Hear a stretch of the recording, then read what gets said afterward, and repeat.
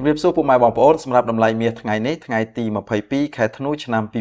2025សម្រាប់តម្លៃមាសដុំ1គីឡូទីផ្សារអន្តរជាតិថ្ងៃនេះមានតម្លៃ$4,392ក្នុង1អោន$141,217ក្នុង1គីឡូក្រាម$5,337ក្នុង1តម្លឹង$533ក្នុង1ជីបាទនេះគឺជាតម្លៃមាសនៅលើទីផ្សារអន្តរជាតិសម្រាប់ថ្ងៃទី22ខែធ្នូឆ្នាំ2025បាទអរគុណច្រើនចំពោះការទស្សនាវីដេអូមួយនេះជួបគ្នានៅវីដេអូក្រោយបន្តទៀត